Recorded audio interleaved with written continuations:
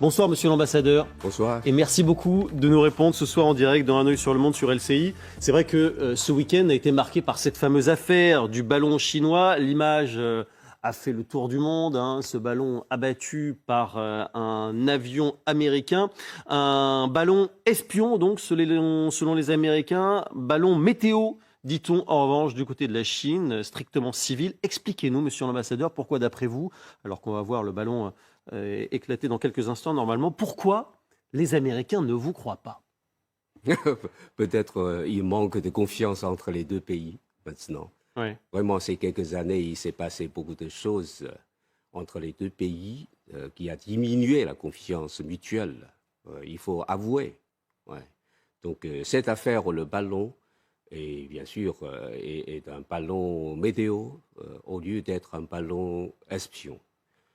Mais les Américains exagèrent cette affaire. Pourquoi? Parce que c'est très, comment dire, très ordinaire. Il se passe souvent ce genre d'affaires. Ah bon? Même pour les Américains. Ouais. Ouais, les Américains ont souvent des ballons, on peut dire, vraiment espions, ou bien à d'autres fins. Et cette fois-ci, le gouvernement chinois, une fois informé par la partie américaine, a fait des enquêtes. Et donc, on a connu que oui, c'est un ballon civil utilisé à des fins de recherche météorologique. Donc, le gouvernement chinois a exprimé le regret aussi auprès de la partie américaine, parce que, bien sûr, c'est une entrée involontaire d'un ballon. Et au début, je pense que les Américains ont accepté cette explication parce que, selon le Pentagone, ce ballon ne représente pas de menace militaire ou bien physique sur le sol. Donc, ils ont demandé à la Chine de faire quitter le ballon le plus vite possible. Mais ce qui est incompréhensible est que, en demandant la partie chinoise de faire quitter le ballon le plus vite, et le lendemain, ils ont abattu le ballon, tandis que le ballon est déjà sur le point de partir. Ils auraient dû l'abattre plus tôt, en fait. Et il ne le faut pas l'abattre, parce que les Américains ont exprimé aussi de n'a pas voulu l'abattre. Mais ce qu'ils ont fait est le contraire de ce qu'ils ont dit. Le ballon s'est déjà éloigné du continent américain, mais ils l'ont abattu. C'était peut-être pour empêcher, après, que des informations soient transmises par le ballon. Mais on a dit déjà que ce n'est pas un ballon espion, c'est un ballon météo. Alors, c'est un ballon météo, dites-vous, sauf que ce ballon météo, il a survolé une base dans le Montana qui abrite des têtes nucléaires dans des silos. On voit ici ce chemin, la base aérienne de Malmstrom. Donc, évidemment, les Américains se sont dit, c'est pas complètement par hasard. Vous pouvez le comprendre, ça, ou pas? Alors, ce ballon, le gouvernement chinois a dit que est un ballon mal manœuvré. Ouais. Oui. Donc, il a été poussé par des vents de l'ouest et dévié de la trajectoire prévue. Donc, c'est incontrôlable dans ce cas-là. Il se trouve qu'il y a un autre ballon qui a été repéré en Amérique latine. Et là aussi, vous dites, il a dévié de la trajectoire prévue. Vous avouerez que ça fait peut-être un peu beaucoup. C'est fort probable. Il a dévié aussi. Parce que vous savez que ce genre de ballon n'est pas de haute technologie, n'est-ce pas? Donc, c'est seulement pour les lancer dans l'air, pour faire observation météorologique ou bien faire des essais de vol. Oui, ce n'est pas quelque chose de haute technologie. On ne peut pas les guider très précisément. Ouais. Franchement, qu'auriez-vous fait si un ballon américain avait survolé le territoire chinois, est-ce que vous ne l'auriez pas abattu également?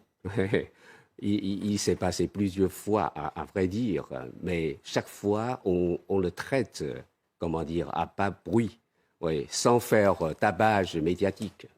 Vous avez déjà repéré des ballons espions ou météo américains au-dessus de la Chine? Je ne suis pas expert de ce domaine. Après cette affaire, il y a des reportages ou bien des discussions sur les réseaux sociaux en Chine. On dit qu'il s'est passé auparavant ce genre d'affaires, des ballons américains ou bien d'autres pays qui volent dans l'espace aérien en Chine. Ouais. Mais il y a aussi... Et qu'est-ce que vous faites dans ces cas-là, si ce sont des ballons espions? Il y a des cas, par exemple, si on a fort suspect des motifs de ces ballons-là, on a fait des, comment dire, abattus. Il y a aussi, selon les réseaux sociaux, je n'ai pas des preuves solides. Vous n'avez pas de preuves solides, mais vous nous dites, semble-t-il, la Chine a déjà abattu ce genre de ballons en pensant que c'était des ballons espions. Oui. Ouais. Donc, après tout, c'est pas si choquant que les Américains, eux, les fassent. Si les Chinois ne font pas confiance à ceux qui Ce disent... n'est pas choquant de l'abattre, mais ce qui est choquant, c'est que les Américains ont déjà exprimé leur compréhension de l'explication de la Chine et a promis, apparemment, de ne pas l'abattre. Mais enfin, ils l'ont abattu. Ils vont récupérer les débris, ça a déjà commencé, semble-t-il. Et là, on va savoir avec les débris. Est-ce que vous faites confiance aux Américains pour dire la vérité? Parce que on va savoir avec ce qu'ils ont récupéré. Là, on voit ici quelques débris. On aperçoit quelques débris d'ores et déjà récupérés dans la mer. Je pense que les Américains doivent rendre les brides à la Chine parce que ce sont les biens chinois. Si c'est un simple ballon météo, quelle importance? Même si ce n'est pas important, il faut les rendre à la Chine parce que ce sont les biens chinois. Ah oui, mais qui se trouvaient sur le territoire américain. C'est ce que vont vous dire les Américains. Il ne fallait pas nous les envoyer si vous ne vouliez pas que nous les récupérions. Bien sûr, si les Américains ne veulent pas les rendre, c'est leur affaire, n'est-ce pas? Cela démontre leur, comment dire, déloyalité. Pourquoi? Ils l'ont récupéré sur leur territoire. Si on ramasse quelque chose dans la rue, on doit les rendre au propriétaire, si on connaît qui est propriétaire. Oui, mais si quelqu'un est venu chez vous par effraction. Oui, mais il y a la communication, n'est-ce pas? Il y a la communication entre la Chine et les États-Unis aux différents échelons. Mais pourquoi on ne fait pas comme selon ce qu'on se communique, n'est-ce pas? Il ne faut pas agir unilatéralement. Ouais. Cela dit, visiblement, Joe Biden a attendu avant de faire abattre l'avion, mais les républicains voulaient l'abattre plus tôt. C'est peut-être pour ça que la décision a été prise dans un second temps, semble-t-il. Ce sont les affaires intérieures, la dispute entre les partis politiques des États-Unis. Oui. La Chine dit qu'elle se réserve le droit de répliquer après ce qui s'est passé. Ça peut consister en quoi, une réplique chinoise, en l'occurrence? Je me souviens que le vice-ministre des Affaires étrangères chinois a dit qu'on réserve le droit de prendre les mesures nécessaires. Absolument. Oui. Alors, les mesures nécessaires, vous allez comprendre, n'est-ce pas? Ah bah non. Oui, nécessaire. Est-ce que vous pouvez nous expliquer? Ça veut dire nécessaire à chaque cas de situation. Ouais. Oui. C'est-à-dire au cas par cas à chaque fois. Oui, bien sûr. Bien sûr. On peut, alors parfois, ce à quoi on assiste quand il y a des tensions, ce sont par exemple des manœuvres militaires chinoises, notamment dans le détroit de Taïwan, par exemple. Est-ce qu'on pourrait peut-être assister à ce genre de choses dans les jours qui viennent? La Chine agira selon le droit international, selon nos intérêts nationaux et selon la situation précise sur place. Et plus concrètement, ça peut vouloir dire quoi comme action? Vous savez, on ne dit généralement pas concrètement. D'accord. Là. Donc on attendra de voir. Ouais. Le secrétaire d'État américain, Anthony Blinken, devait venir en Chine. C'était une visite importante, puisque aucun secrétaire d'État américain n'est venu en Chine depuis 2018. Et vu le contexte des relations difficiles entre les deux pays, évidemment, c'était important. Et il a finalement, à cause de cette affaire, annulé sa venue. On l'écoute. J'ai très clairement exprimé le fait que la présence de ce ballon dans notre espace aérien est une violation de notre souveraineté et du droit international. C'est un acte irresponsable et le fait que le gouvernement chinois ait suivi cette voie à la veille de ma visite se fait au détriment des discussions que nous devions avoir. Alors, que lui répondez-vous? Alors, aussi la Chine que les États-Unis n'ont pas annoncé qu'il y aurait une telle ou telle visite entre les deux pays. Donc, il n'est pas question de la reporter, n'est-ce pas? Alors, mais il était censé venir quand même. Il était supposé venir. Il était attendu chez vous. Mais est-ce que vous remarquez que la partie chinoise n'a jamais annoncé qu'il y aurait une visite du secrétaire d'État américain prochainement, n'est-ce pas? Et selon les annonces du secrétaire d'État Blinken, selon lui, il reporte cette prétendue visite en Chine à cause de cette affaire du ballon météo. Alors pour moi, je pense que sa comment dire, prétendue visite ne tombe pas à un bon moment parce que c'est quelque temps. Les Américains ont fait beaucoup d'activités envers la Chine, qui est contre la Chine, tant sur le plan militaire que sur le plan scientifique, que sur le problème de Taïwan. Par exemple, sur le plan militaire, les Américains ont rallié des pays asiatiques tels que le Japon, la Corée du Sud, pour construire un siège militaire pour contrer la Chine. Et ils ont augmenté leur base militaire aux Philippines. Et récemment, le gouvernement américain a encore augmenté des mesures de sanctions, de blocus sur des entreprises scientifiques privées. Et sur le problème de Taïwan, ils ont augmenté l'armement de Taïwan.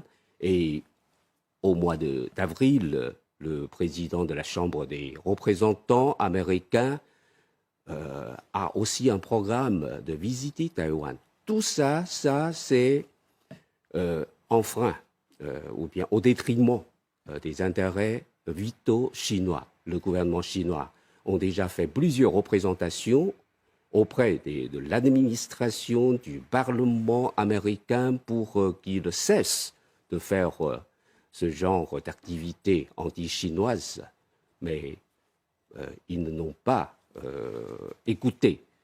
Donc, je pense que même si M. Blinken va en Chine, mais ça ne jouera pas un rôle positif.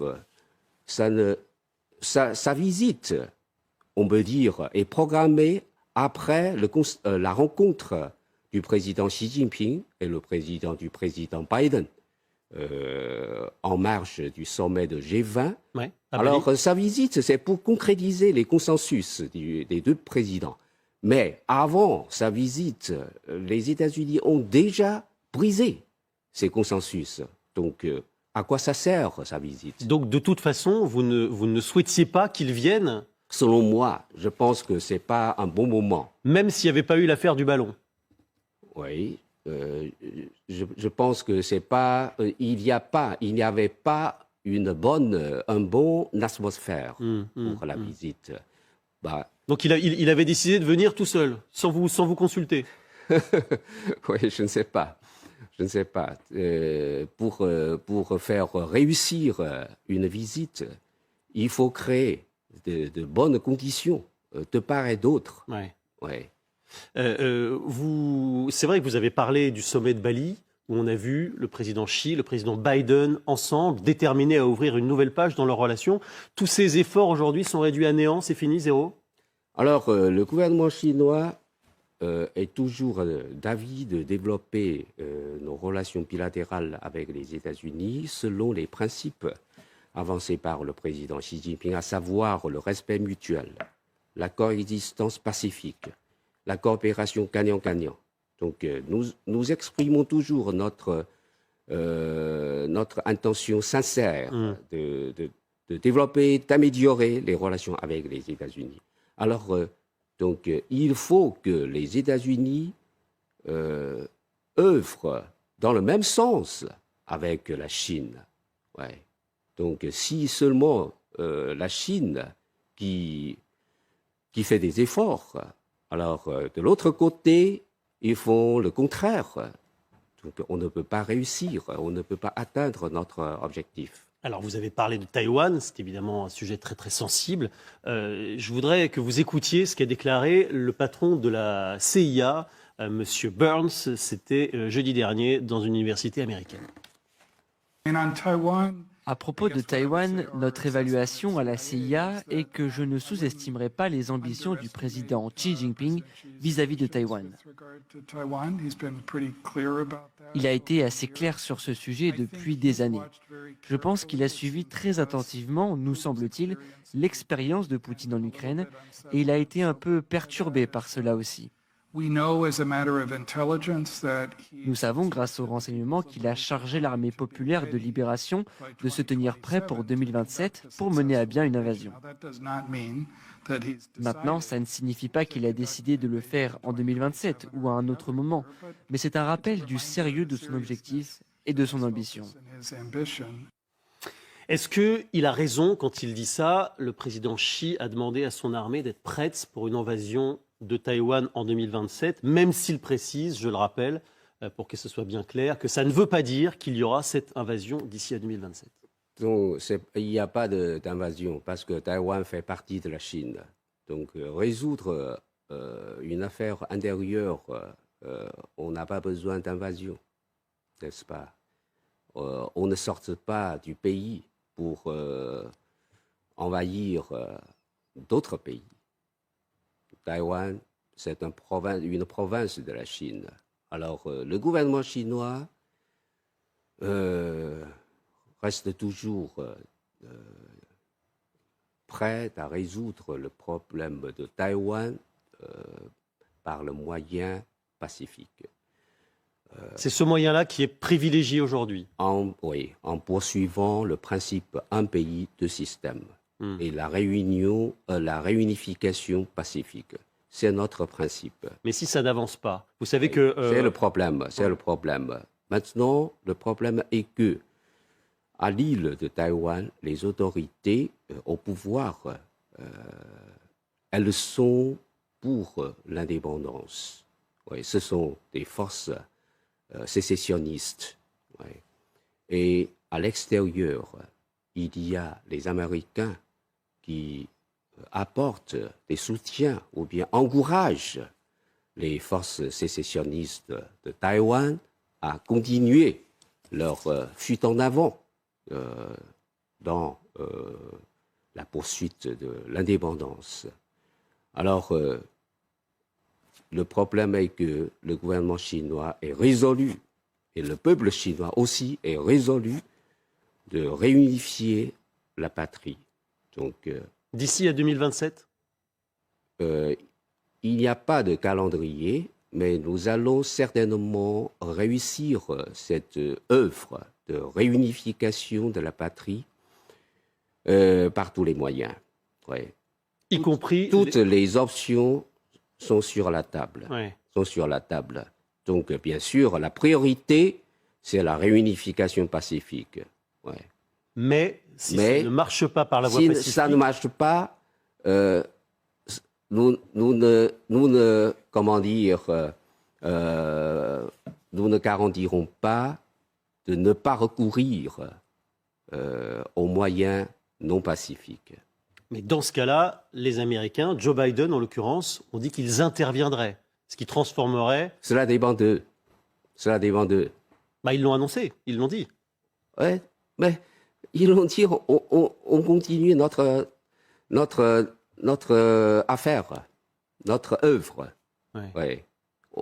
Nous ne serons pas effarouchés par des cris de va-t-en-guerre des Américains pour ne pas réunifier la patrie. Quitte à ce qu'il y ait éventuellement une confrontation entre vos deux pays. Les deux pays, la Chine et les États-Unis, Oui. mais si il y avait une confrontation, ce serait déclenché par les Américains, pas par les Chinois.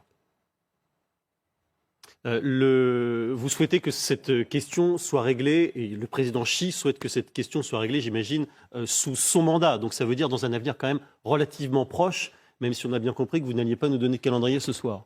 Oui, je ne suis pas au centre, au comité central du parti, je ne connais pas s'il y a un calendrier, mais je sais que ce sera sûr que le peuple et le gouvernement chinois se déterminent à réunifier la patrie, oui, dont la priorité est la réunification pacifique.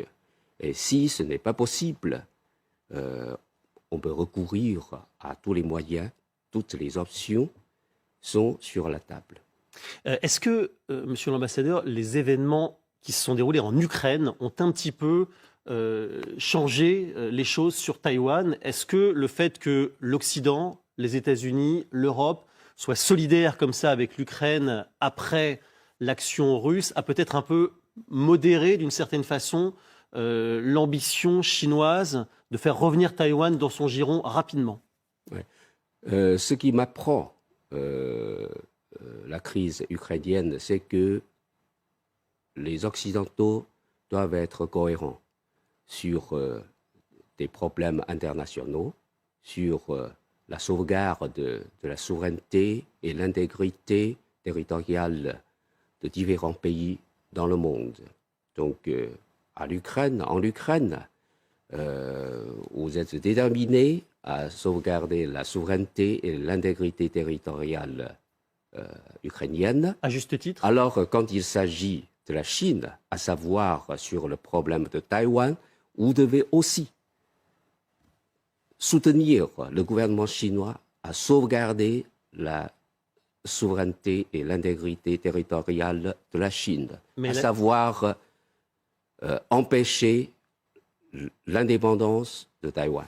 Mais on peut vous retourner l'objection, monsieur l'ambassadeur. La Chine est attachée à la souveraineté territoriale, mais ne condamne pas, vous n'avez pas encore condamné, l'agression russe sur l'Ukraine. Pourquoi? La position du gouvernement chinois sur la crise ukrainienne reste constante. Selon nous, la souveraineté et l'intégrité territoriale de tous les pays doivent être respectées. Y compris l'Ukraine. Oui, oui. Et la charte des Nations Unies doit être observée toujours. Alors pourquoi ne pas condamner l'action russe qui viole la souveraineté ukrainienne? Vous êtes d'accord avec ça? Il y a un troisième point. La préoccupation sécuritaire légitime de tous les pays doivent être aussi respectées, prises en compte. Et pour nous, nous sommes toujours pour la solution pacifique de cette crise-là. Donc nous considérons que tous les efforts favorables à la solution pacifique de cette crise doivent être soutenus. C'est-à-dire que vous nous dites, vous considérez que la sécurité de la Russie était menacée, par conséquent, ça justifie la violation de la souveraineté ukrainienne? Les Russes se sentent menacés sur la sécurité par l'OTAN depuis des dizaines d'années. Donc, Et ça justifie l'agression en Ukraine? Oui, vous savez, 5 cycles d'expansion à l'est de l'OTAN constituent une menace considérable de sécurité à la Russie. C'est ce que exprime le président Vladimir Poutine. Il s'oppose fermement à l'intégration de certains pays voisins de la Russie à l'OTAN, y compris l'Ukraine. Alors, si vous dites que l'expansion de l'OTAN ne constitue pas une menace sécuritaire à la Russie, mais quand Khrouchtchev de l'Union soviétique voulait déployer des armes nucléaires à Cuba, quelle a été la réaction du président Kennedy? Mais y a-t-il des missiles de l'OTAN y avait-il des missiles de l'OTAN en Ukraine? La réponse est non. Mais maintenant, si l'OTAN pousse la frontière à la porte de la Russie, elle va déployer aussi des missiles. Mais il n'y avait pas de projet d'adhésion. Enfin, l'Ukraine. Il n'y a pas de projet aujourd'hui, mais il y aura projet demain. Tout le monde a le droit d'avoir cette préoccupation, n'est-ce pas? Tous les pays. Alors, cette situation, évidemment, entre la Russie et l'Ukraine inquiète beaucoup, parce qu'on voit qu'on n'est pas du tout près d'un règlement pacifique dans les semaines, les mois et peut-être les années qui viennent. Et je voudrais que vous écoutiez le secrétaire général des Nations Unies, Antonio Guterres, qui s'est exprimé aujourd'hui et qui a dit son pessimisme sur la situation. L'invasion russe de l'Ukraine inflige des souffrances indicibles au peuple ukrainien, avec de profondes implications mondiales. Les perspectives de paix ne cessent de diminuer, les chances d'une nouvelle escalade et d'un bain de sang ne cessent de croître. Je crains que le monde ne s'avance pas en somnambule vers une guerre plus large. Je crains qu'il ne le fasse les yeux grands ouverts. Le monde se dirige vers une guerre encore plus large, les yeux grands ouverts. Est-ce que c'est un diagnostic très sombre et très pessimiste que vous partagez ce soir? Je suis pessimiste aussi, oui, parce que je constate qu'aujourd'hui, l'OTAN ne cesse de fournir des armes de plus en plus lourdes à une partie de la guerre. Donc, il paraît qu'aucune des deux parties n'ont pas l'intention de terminer la guerre tout de suite. Et les conditions ne sont pas réunies. Et c'est à cause de l'OTAN, pour vous, que le monde se dirigerait vers une guerre encore plus large, et pas à cause des Russes? Mais pourquoi on ne peut pas se mettre à la table pour discuter les préoccupations sécuritaires de toutes les parties, y compris la Russie et l'Ukraine? Mais si demain, on dit à la Russie, l'Ukraine n'intégrera pas l'OTAN, comme c'était déjà le cas avant, la Russie ne se retirera pas malgré tout du Donbass et de la Crimée, vous le savez. Mais vous pouvez discuter, négocier, tout ça, n'est-ce pas? C'est la nature propre de résoudre un problème par voie pacifique. Vous critiquez beaucoup les livraisons d'armes de l'OTAN aux forces ukrainiennes. Il y a des livraisons d'armes américaines que vous critiquez beaucoup. Les Français aussi livrent des armes aux Ukrainiens. Est-ce que pour vous c'est la même chose et vous critiquez la France pour cela? Et,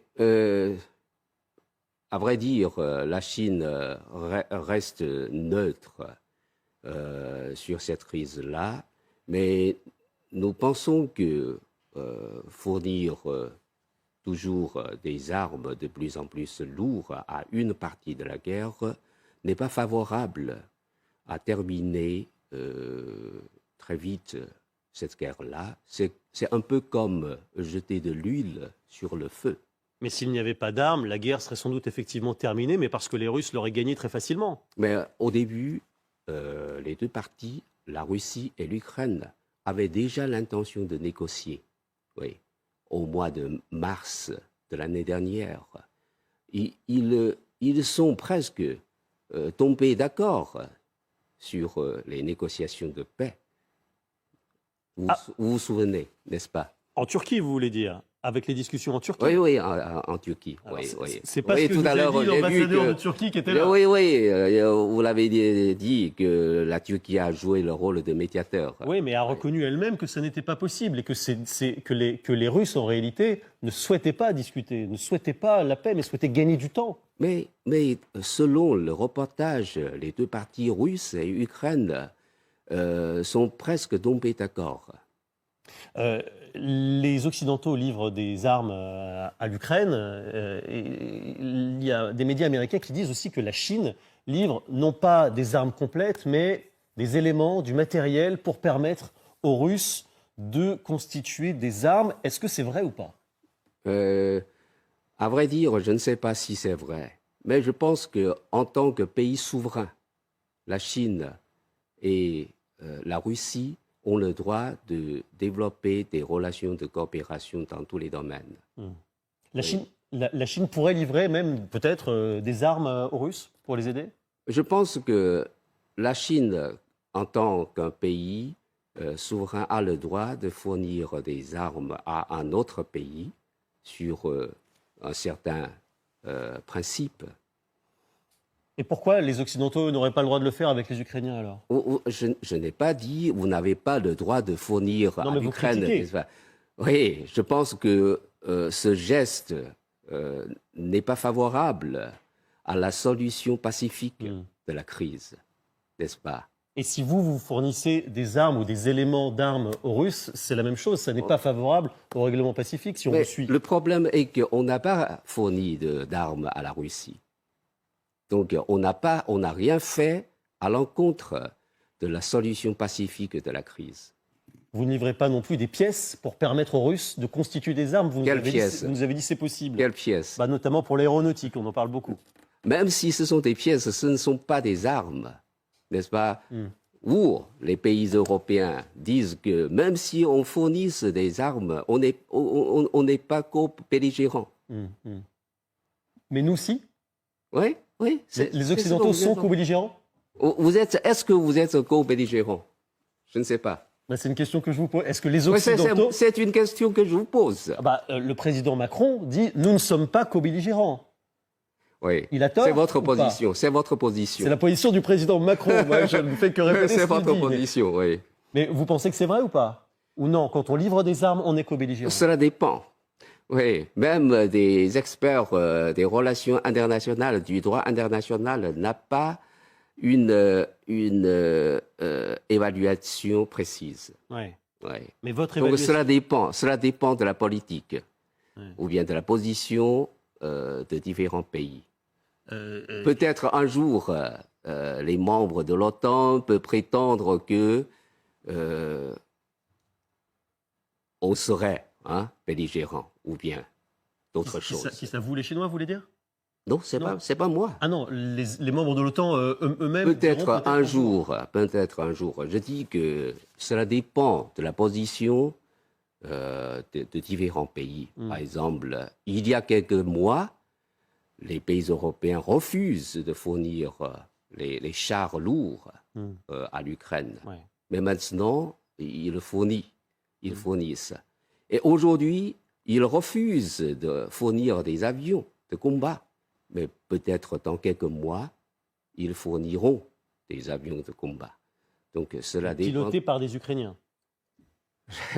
C'est un cas hypothétique. C'est pas encore passé. Donc, alors, ce que je veux dire, c'est que tout dépend de la position ou bien de l'évaluation de ces différents pays sur l'avenir de cette crise, de cette guerre-là. Mais aujourd'hui, dans la situation actuelle, est-ce que les États-Unis, la France, la Grande-Bretagne et plein d'autres sont, de votre point de vue, des co-belligérants dans ce conflit? Je ne sais pas.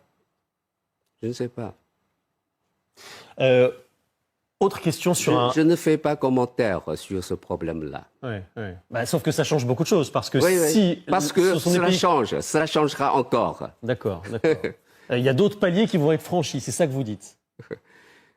D'autres paliers d'implication des Occidentaux dans ce conflit. Oui, depuis le début du conflit, on a déjà constaté tous ces phénomènes-là. Ouais. Oui, les lignes rouges sont franchies toujours. Alors, il y a une ligne rouge que les Russes brandissent de façon un peu sous-entendue, sans dire le mot souvent. Vladimir Poutine, en tout cas, ne le dit pas, mais le sous-entend, c'est la ligne rouge de l'arme atomique. Et on dit beaucoup qu'il ne l'emploiera jamais grâce à vous, les Chinois, qui vous y refusez catégoriquement et qui lui mettent la pression pour qu'il ne le fasse jamais. Est-ce que c'est le cas? Est-ce que les Russes, Vladimir Poutine, a utilisé précisément le mot atomique? Je vous ai dit non. Je vous ai dit non, pas encore. Il le sous-entend. Cela laisse l'espace d'imaginer. Ouais, vous pouvez imaginer, pas la peine de me demander si la Chine prend telle ou telle position vis-à-vis la Russie sur cette question. Mais est-il vrai? On se souvient à Samarcande, le président Xi Jinping a vu le président Vladimir Poutine et le président Poutine lui a dit « Je comprends vos préoccupations ». Et on ne savait pas trop à quoi il faisait allusion quand il parlait des préoccupations du président Xi Jinping. Est-ce que les préoccupations du président Xi Jinping concernaient ce point, une éventuelle utilisation d'armes nucléaires? La Chine a sa position sur les armes nucléaires. Ouais, depuis le premier jour que nous possédons les armes nucléaires, nous déclarons que la Chine n'emploiera jamais le premier les armes nucléaires et ni aux pays non nucléaires. C'est notre position. Ouais. Ouais.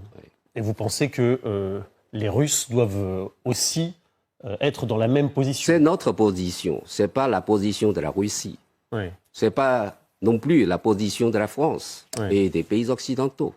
Le président Poutine a laissé entendre, mais vous allez nous dire si c'est vrai ou pas, que le président Xi pourrait venir à Moscou dans les jours qui viennent. Est-ce que c'est une information que vous nous confirmez, qui n'a pas encore été confirmée côté chinois? La Chine, du côté chinois, nous n'avons pas annoncé aucune information là-dessus.